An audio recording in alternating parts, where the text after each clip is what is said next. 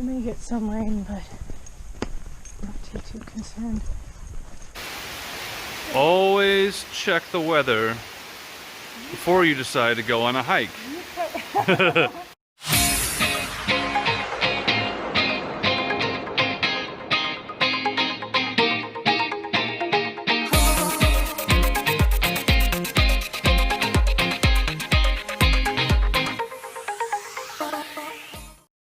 Hi everyone, welcome back to Alltheventures. I'm Jessica. And I'm Jay. We are going to kind of take you through a little bit of a site review of our stay at the Maquoketa Caves State Park campground.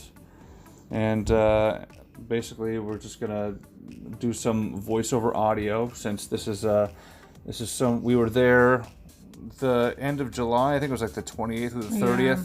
We stayed just a few days. Would have definitely stayed there a lot longer if we were not in a rush to go to Seattle and get married. I think we stayed there like one night, I believe, or did we stay there two? No, we stayed there 3 nights. We stayed there 3 nights. That was kind of our stay that we stayed longer. So that was nice. We did wish that they had the caves open, but unfortunately they did not have the caves. But you were still able to go down on some of the hikes and get close up to the caves and kind of go around. Yeah, the caves are super absolutely gorgeous. Yeah, we're also going to do some screen grabs here and just kind of show you where we stayed.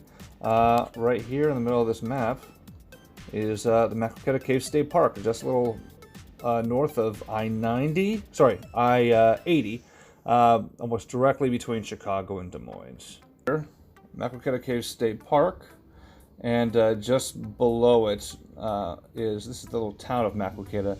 This will be kind of the closest gas station, grocery store. I think they got like a Starbucks and some fast food and all kinds of stuff.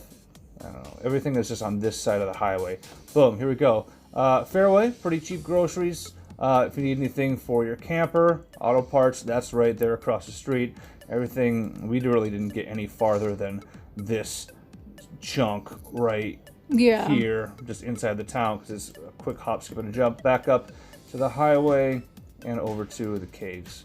And as you come into the caves, you're going to drive a little bit, and as you go in, where it says this Maquoketa Caves Natural Bridge, that's where the oh, it was so pretty. This is where all the hiking trails are in this area, and then this little spit is the campsites. So you're not able to go on the actual natural bridge at the time, but we were able to go on the trail around it or near it. Yeah, if we're doing our job right, you'll see photos and some hiking video clips throughout the entirety of this. But yeah, this is all the hiking trails over here, and if you pull back out onto this road, this little spit here is where all the campgrounds are. Yeah, this campsite, actually, they have RV camping in the front, and then towards the back in that loop area, there is just tent sites. Yeah. And if you're gonna go tent camping down there, it's actually really, really neat. There's small little trails that take you back further into the wood. Yeah, they're all hiking. Yeah, but as a little bit of a site review here, we liked it specifically, at least I did. For the 3 p.m. checkout. For the 3 p.m. checkout. Jessica and I are night owls, so we usually sleep in, and we don't normally get, if we had a choice, we don't normally get out of our sites until at least 1 or 2, because we're really only driving a couple hours each day anyway.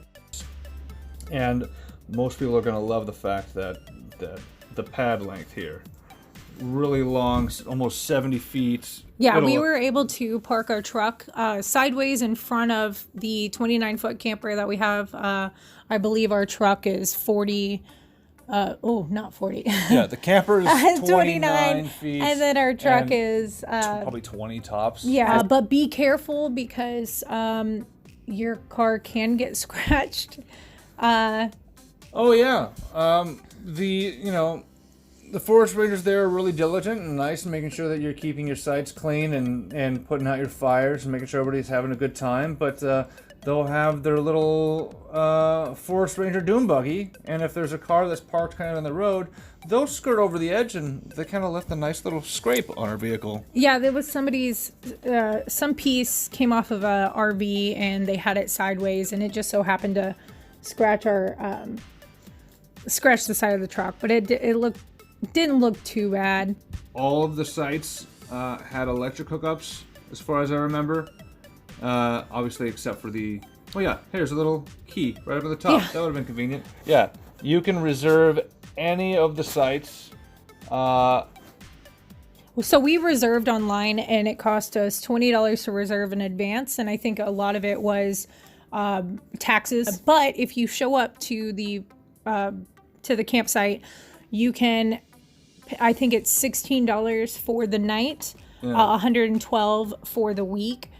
But again, it's just kind of the luck of the draw. If you show up without a reservation, it's just first come, first serve at that point. Exactly. So the Maquoketa Caves loop is 1.7 miles, estimated about 53 minutes long, and it's rated it's rated 4.5 stars.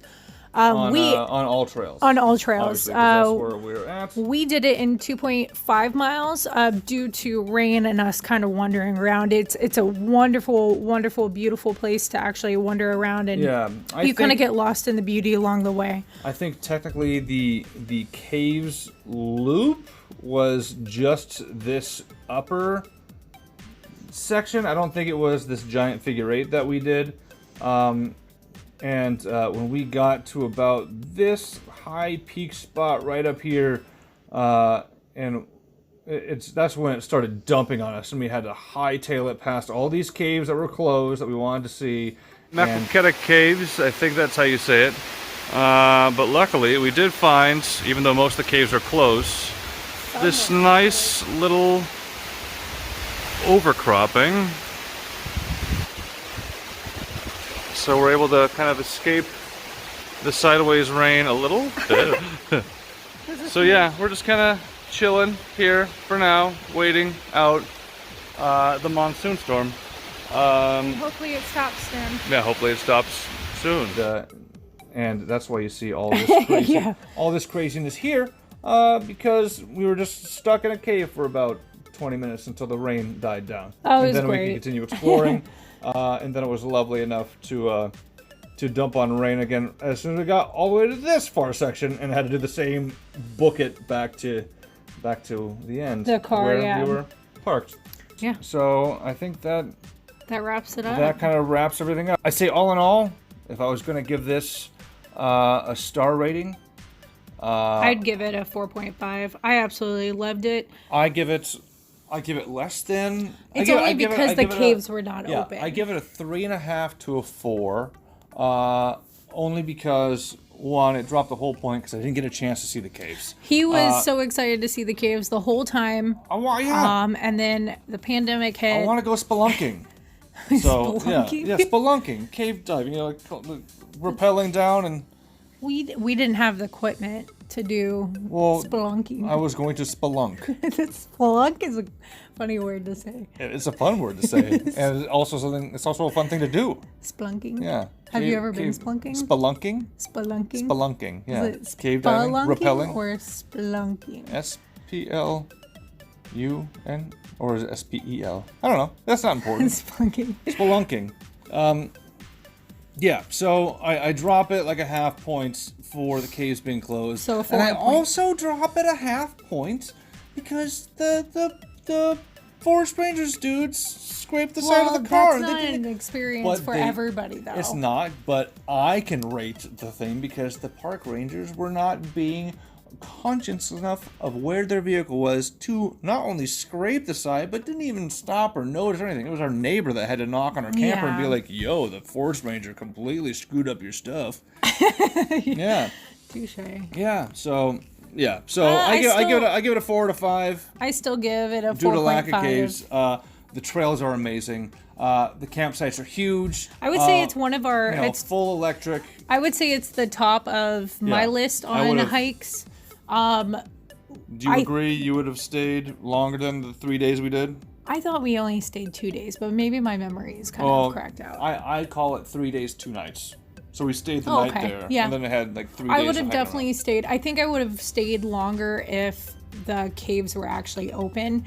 I think we stayed the perfect amount for the caves not being open and only being able to go on the trails. And I think we only went on the trails for the one day because it was pouring 2 out of the 3 days that we were there. Yeah, if we find ourselves in eastern Iowa again, I would definitely go back. I'm definitely going to stop by the caves. I will definitely look to see if the caves are open before going again. But it was a good spot. Wasn't too expensive, and yeah, I liked it a lot. Absolutely loved it. Highly recommended. All right, well, this concludes our video.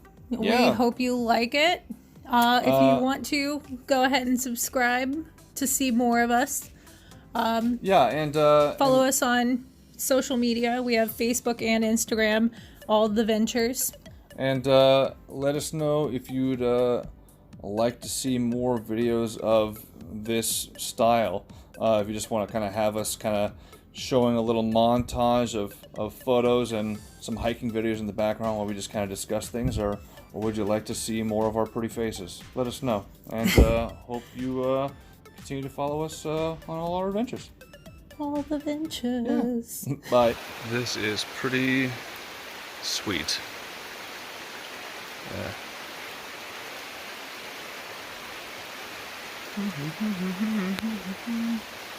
I love the caves. Hey, honey. Hi.